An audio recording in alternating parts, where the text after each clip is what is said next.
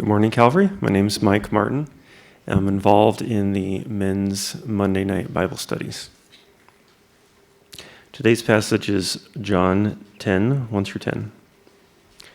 Truly, truly, I say to you, he who does not enter the sheepfold by the door, but climbs in by another way, that man is a thief and a robber.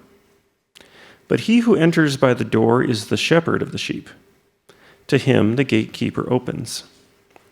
The sheep hear his voice, and he calls his own sheep by name and leads them out. When he has brought out all his own, he goes before them, and the sheep follow him, for they know his voice. A stranger they will not follow, but they will flee from him, for they do not know the voice of strangers. This figure of speech Jesus used with them, but they did not understand what he was saying to them. So Jesus again said to them, Truly, truly, I say to you, I am the door of the sheep. All who come before me are thieves and robbers, but the sheep did not listen to them. I am the door. Anyone who enters by me, he will be saved and go in and out and find pasture. The thief comes only to steal and kill and destroy. I came that they may have life and have it abundantly. The word of the Lord. Hey, how was your Christmas? Was it a time of rest and relaxation, a chance to recharge, to step away from some of your striving, your activities, your calendar? Or was it a moment that is just full of sweet memories with your family? Was it a time that left you feeling full? Not merely because of calorie intake, hopefully that was there as well, but left you feeling like you had exactly what it was that you needed. That's been my genuine prayer for all of you in this season. Now I know that for such a lofty goal as those, it might not have lived up to all of those expectations. That we might have walked away and it felt rushed, it felt too short, or it was too full of things, and so we didn't get that downtime within it. It just didn't live up to what we wanted it to be. So for many people, those who had great Christmases and those who still wish they were there, I'm praying still that you're able to find what you need in this season. As all of us seem to be rushing back to what our routines are, going back to what our regular rhythms are, it feels like Christmas is just getting rushed past. And so as a way to help you to feel more at ease in that, we left all of our Christmas decorations up. So it did not feel that we were just blitzing past Christmas. Has nothing to do with the fact that the office was closed this week and there was no one to take them all down. It has nothing to do with that. But maybe them still being up will help to ease things just a little bit, because we too are going back to our routines. We too are going back to a regular rhythm that we had. In the fall, we were working through the Gospel of John together, and we took a pause at Advent, at Christmas, to look at the significance of Jesus coming and his return. And now we are going right back to the Gospel of John, picking it up on the very next page after we left off. And yet what I think is special, what's significant, what matters in how the schedule has worked out is that this passage that we're in today is so pertinent for the start of a new year. It speaks right into the very hearts of where we might be. For those who miss Christmas and those who feel like they missed Christmas, it speaks to the very place that we find ourselves. Now, to get into that, we should probably look at what was going on in the Gospel of John. Now, as a reminder, we've been focusing on this idea that John writes the whole thing. John writes this gospel so that you would know who Jesus is, and we titled the series this, have life in his name. That by knowing who this Jesus is, what he's done, what he's been teaching, these signs he's doing, we are able to see who Jesus is himself and have life, salvation being brought into the family of God through him. Knowing Jesus is so important to John that he wants to waste no time. He tells from the very first page of his gospel who this Jesus is. This was back in John 1, starting in verse 11. It said he, talking about Jesus, came to his own, and his own people did not receive him. But to all who did receive him, who believed in his name, he gave the right to become children of God, who were born not of blood, nor the will of the flesh, nor of the will of man, but of God. John tells us right from the very, very beginning who this Jesus is, and we can have life in his name. And so he tells these stories of the miracles of Jesus. He shows the teaching of Jesus. He shows the character of Jesus, all of it so that we would know him and have life because of him. Now, in the story, not everyone has been responding in the way that John hopes we would. And in fact, he captures that here. Jesus comes to his own people, the Jewish people, and many of them did not receive him. We've been seeing that in the Gospel of John, most clearly in the religious leaders of the time. We left off, and the religious leaders and Jesus were having lots of disagreements. For one, it was related to the claims of Jesus. And the religious leaders did not like those. One in particular, he claimed to be God, and the Jewish leaders had a hard time with that. Or it could be the way that Jesus was doing things. It seemed to fall short of the traditions and expectations that the leaders had for someone like Jesus. And then most recently, we've been seeing that Jesus and these Jewish religious leaders are not seeing eye to eye because the leaders actually see him as a threat to their authority, to their position, to their status in the culture. And so all of it has been boiling up to this point, to the very point that we saw in John chapter 9, which I'm more than happy to remind us of, though I'm sure that we remember exactly what we talked about there. So John chapter 9 is this incredible story where Jesus heals this man who was born blind. But rather than it being this time of celebration, of excitement, of amazement at the work that God was doing, well, this man gets hauled in front of the Jewish leaders, the religious leaders, and interrogated, scolded, trying to poke holes in his story, trying to show that Jesus was not good because of what he's done, because it did not line up with what they were expecting. It gets to the point, it evolves to the point to where they actually kick this man out of the synagogue, unable to worship God, missing the work that God had done in his life. See, while this man started blind, by seeing Jesus, he had life. And these Jewish religious leaders, they missed it. They were blind to the work that Jesus was doing. And unfortunately, this comes in a long line of these Jewish leaders failing to point people back to God, failing to see what God was doing. We talked about this quite a bit during our Advent series. We were looking at the promise of these kings and how it was a marked contrast with the actual kings that Israel had. They were not leading the people in the way that they needed to. Well, unfortunately, it wasn't just the kings who led this way, but the Jewish leaders during the same time, they were leading people astray.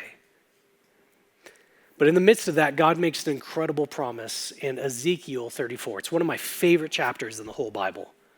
It speaks of these Jewish religious leaders as these shepherds who are meant to care for God's flock, to care for God's people. But rather than doing that, they've been feasting on the flock instead. They've been losing sheep. They've been caring more about their reputation, more about their name and their status to the detriment of God's people.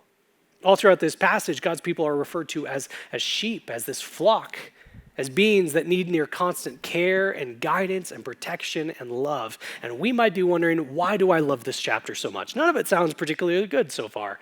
The horror of how these religious leaders have been leading so poorly, the fact that God's people are called sheep, which doesn't quite feel so good, and then the fact that I have a memory, a very vivid memory of when I was in Bible school, reading through this passage in a class and just being mortified.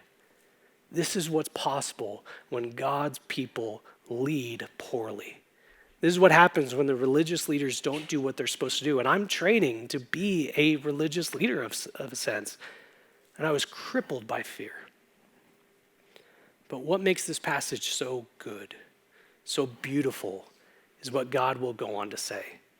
In that context where the people were not being led the way that they need to, God says, I will do it. I will come to be the shepherd of my sheep. I myself will come and tend to them, to give them rest, to feed them, to gather up the lost, to bind up the injured, to strengthen the weak. I myself, that's the emphasis all throughout this passage, over and over again. It's God saying, I will be the shepherd for my sheep. I will give them what they need. And it's in that context that Jesus speaks to these religious leaders, the same ones who were part of John chapter 9, the same ones who are blind to the work of God. Now they're in front of Jesus, and he is explaining to them that I am the shepherd that you failed to be. I have come to lead the people well. And the religious leaders don't get it. They still don't understand what Jesus is doing. We see that in verse 6. And so Jesus uses these illustrations called figures of speech in that passage to explain what it was that he was doing. He first says, I am the door. I am the access point to God. That through me you find salvation, you find protection from God. You are brought into his family. That whoever enters through Jesus and only through Jesus, there's no other way. Whoever enters through Jesus, they're part of God's people, and no one can take them away from him. That's the first illustration. Jesus is the door. Then he gives a second one, where these leaders in front of him who failed to see what God was doing with the blind man. As part of a long line of these Jewish religious leaders who have missed the work that God was doing. As part of this history of these bad shepherds, Jesus instead arrives as, well, let's let him explain it for us. This is John 11, or John 10, starting in verse 11. Jesus says, I am the good shepherd. The good shepherd lays down his life for the sheep. He who is a hired hand and not a shepherd, who does not own the sheep, well, sees a wolf coming and leaves the sheep and flees. The wolf snatches them and scatters them. He flees because he's a hired hand and cares nothing for the sheep. Jesus says, unlike these leaders who are here, I am the good shepherd. Now, obviously, that begs a question. Why is he a good shepherd? What is it that makes him different from these other leaders? How is Jesus a good shepherd? Well, he's a good shepherd because he leads. He leads God's people in the way that they're meant to. That's what the ultimate thing that these religious leaders were missing. They were not leading the people in the way God had called them to do. As part of the fulfillment of Ezekiel 34, to come and lead the people in the way that they needed, as part of the fulfillment of the very character of God, who the psalmist David describes as a shepherd. What he is like is a leader of the people in this way. Jesus comes to lead in the way that God's people need. Not just the lands of plenty, not just of provision, but his leadership comes with so much security and peace and stability. We see this in John 10, verse 4. It says, Jesus talked about himself as this gatekeeper, the shepherd. When he has brought out all his own, he goes before them, and the sheep follow him, for they know his voice. See, the picture is Jesus not leading from behind, driving his people by force or by fear, but he is out in front, guiding the direction, showing that the way to go is safe, showing that it's certain because he is experiencing it first. He is out in front. And his people follow behind because they know the love and care of this one who's leading them. Which gets to the second way Jesus is a good shepherd, is that he knows his own. Jesus knows his own. We see that in this verse, that they know him so closely as to know his voice. But we pick it up as well in John 10, 14. It says, I am the good shepherd. I know my own, and my own know me. See, this is a picture of the compassion, the love that Jesus has for you. Not for some nameless, faceless entity, and not in some impersonal way, some generic love, but the very love that Jesus has for you. It says, I know my own. We often talk about the love of Jesus for the world, and that's right and good. But the way that Jesus loves the world, the way that he loves all, is not this one-size-fits-all love, but it's personal, it's close, it's intimate, that he knows you and loves you, that he knows every detail of who you are. Every instance of your life, your best days, your worst moments, your quirks, what it is that makes you laugh, what makes you cry, what makes you do both at the same time so you don't know how to feel, what it is that makes you, Jesus knows that. He knows everything about you, and he loves you in a personal, bespoke, tailor-made way. But that's not just it. It doesn't just say he knows his own, but his own know him in the same close, the same intimate way. So close that he describes it as knowing his voice. See, shepherds at this time, then and now, would often gather with other shepherds, with other flocks as well. And they do this for protection, for companionship, but also just sheep tend to follow other sheep naturally. And so they gather as different shepherds with multiple flocks, and they become to this one big mega flock, which is great. But what happens if just you need to leave, or you need to go somewhere else? How do you get your sheep out of this larger flock of sheep? But imagine you have a bunch of cotton balls and you put them out on a table, and I have some and I do the same, then someone else does it, then we mix it all up, and then the task is, can you get your original cotton balls out of here? I mean, and that's with some pretty compliant objects, let alone belligerent animals. But what shepherds would do is they would train their sheep to know their voice. They would have some sort of unique call or song, or almost like a yodel, it sounds like, that they would send out to this, they would cry out to this large gathering of multiple flocks, and it's amazing to see. A steady stream, a single line of sheep starts to emerge from it. His own sheep who follow after him. A different shepherd does their unique call, and same thing happens with them. The sheep know who is their shepherd, and so they follow after him. Jesus says, that is the closeness I have with my people, that they know my voice. I am theirs, and they are mine. Know me so closely as to know my voice. Well, what does that actually look like in practice?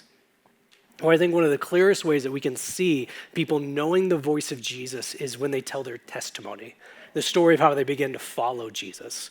Almost every single one of them has this exact same moment. No matter the circumstances, no matter the details of the story, they all share a similar moment. This could be someone who is in just the worst place in the world, just abuse and substances or whatever it might look like. They were in the worst possible place in the world to where others, even non-Christians, would look into and say, they seem too far gone.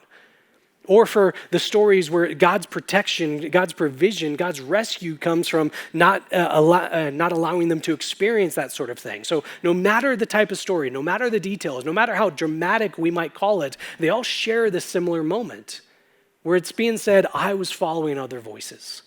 I was going in different directions. I was lost. I didn't know where to go. And then that all important phrase, but then. But then they heard it. They heard the call of this good shepherd. Even though they never heard this voice before. They might not even be able to pinpoint it exactly what it was, but they knew this is the call I've been listening for. This is the one that I've been waiting to hear because I am his. And it's this change of life that happens because they've heard the call of this voice. When we talk about being his, that we are Jesus, that can sound like we're his possession, that he just gets to do with us what he wants, but it's not in that way. Remember the care of Jesus that makes this possible. That when he says that we are his, it's this joining with us, the linking himself with us, the drawing near in such a beautiful, wonderful way. We hear his voice and we begin to follow him. But it's not just that first moment. It's not just that instance that changed our life, but every single day we continue to listen. Every single day we follow him. Every single day we can strengthen and deepen our understanding of who he is as we follow after him. Well, how do we do that? It's the same answer I always got for you. That we know the voice of Jesus by listening to the very words of Jesus. That we can hear his voice, train ourselves in following after him as we grow in closeness to his word. This is the season of Bible reading plans. That for many people, the start of the new year it comes with it the declaration of this year, I'm going to read the whole Bible in a year, or read whatever portion you're looking to do. This year is going to be the year that I have a plan and I stick to it. And maybe for some of us, 4 days into the new year, it is another year of saying, I wasn't able to do it. If you have a Bible reading plan that works for you, that's so awesome. Stick with it. But for all of us, I want to give us a little encouragement that the Bible is not something to be accomplished. It's not the type of plan that we come up with, the goal setting that we do where we can mark it off at the end. All right, 365 days of perfection. I did it. That's not what the Bible is for us. It's the place that shows us the very voice of our Good Shepherd. It's the place that shapes us and guides our entire life, that we want to spend time within it, not to complete it, not to accomplish it, but as we want to spend time with anyone that we cherish and we know cherishes us. In it, we're shaped and guided by the voice of our Good Shepherd. So it's not too late to begin a Bible reading plan. It's not too late to pick up an unsuccessful Bible reading plan again. But there's just too much to make up for it. No, there's not. Just pick up where you left off. Well, if we do that, I'll never be able to complete it by the end of the year. You don't need to.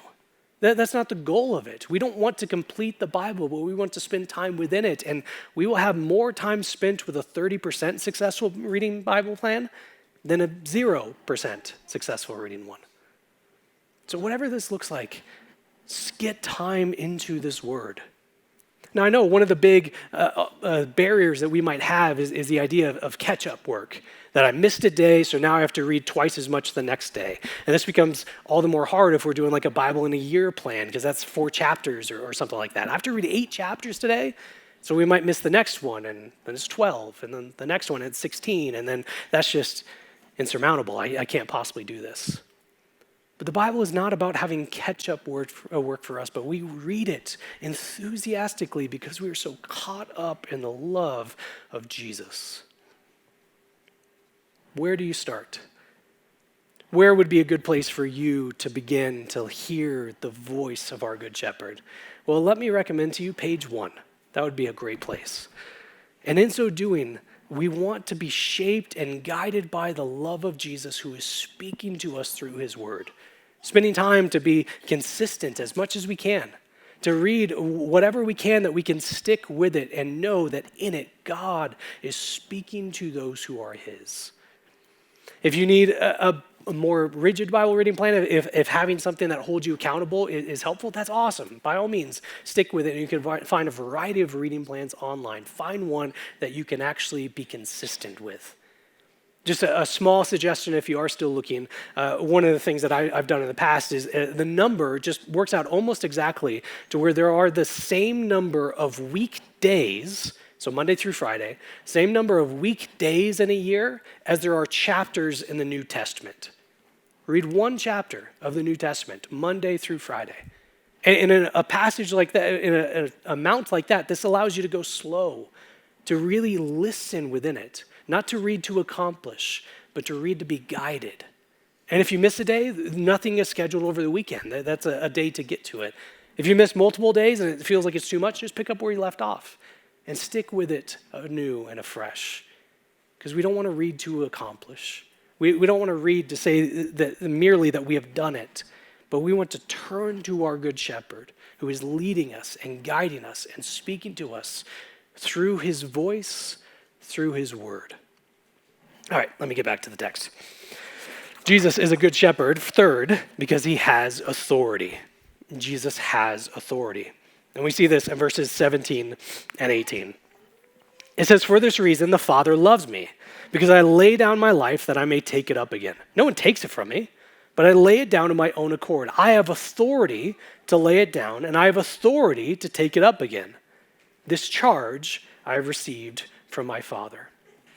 See, Jesus has the authority to do all that he promises, that he offers certainty. He's not just saying these things because they're nice to hear. He's not saying these things to a massive following, but he's saying these things because he can truly do them, because they are true, that he has authority. Unlike these other leaders who can try to doubt him, who can question him, who can try to reject what it is that he's saying to them. Jesus has the authority Jesus has the authority that they do not have, an authority that comes from God. Every promise Jesus makes in this chapter, in John 10, every promise here and elsewhere, he will keep because he has the ability to. He is that fulfillment of Ezekiel 34. He is God himself who has come to shepherd his sheep. He has come to be with his flock. And that gets to the final thing that I have as to how Jesus is a good shepherd. Jesus is a good shepherd because he lays down his life. That we talk about how Jesus is this gate. He is the access point to God. He is how we receive salvation and how we receive being part of the family of God, how we receive this presence that we're always meant to have. Well, the way that we do that, the way that we receive it, the way that we enter through him is because he lays down his life for us. This, more than anything else, is what makes Jesus a good shepherd. And that's emphasized by the fact that he says so about 5 times in this one passage alone. Over and over again, he wants to make it clear, I am laying down my life for the sheep. I am laying down my life for the sheep. I am laying down my life for the sheep. I am laying down my life for the sheep. One more time. I'm laying down my life for the sheep. See, Jesus is different from these other leaders who care more about their own authority, like we saw in John chapter 9, or building themselves up like we see throughout the Old Testament. Jesus describes these leaders as more like hired hands. They don't care about the sheep. They're not theirs. And without any love for the sheep, without any sort of buy-in, well, at the very first sign of danger, they'll flee. They're not their sheep. Why should they care? Why should they put their life at stake? But that's not the case with Jesus. He is the good shepherd who lays down his life for his sheep. See, this is why it matters that he leads his people. He's not removed. He's not absent from the struggles that you and I might go through. He's not hiding out in the back just to see how are things going to go. No, he goes before you. He is leading the way. He knows everything that you will go through before you do because he's out in front of you showing the way to go by his leading.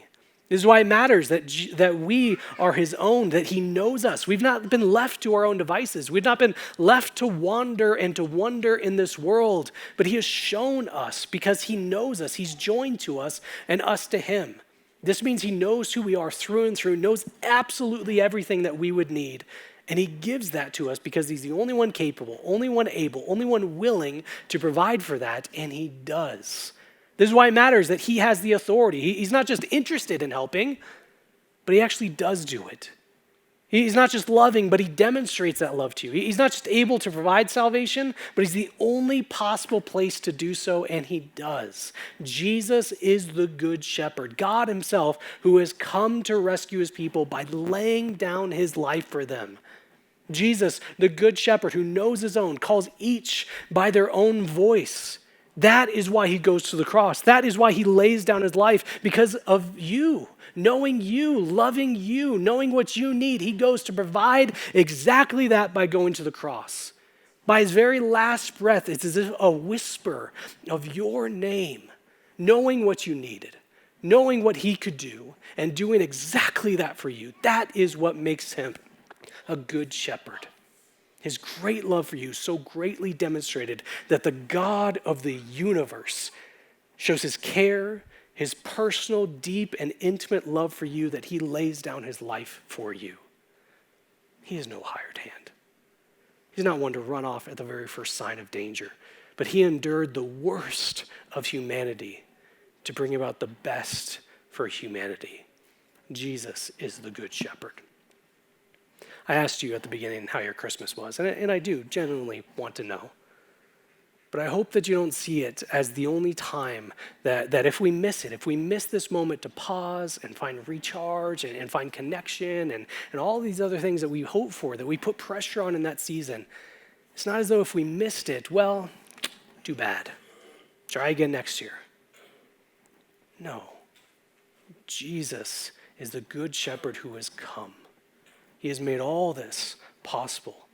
That what we celebrate at Christmas is an everyday reality for you because he has come. He is your shepherd who can give you rest, genuine rest.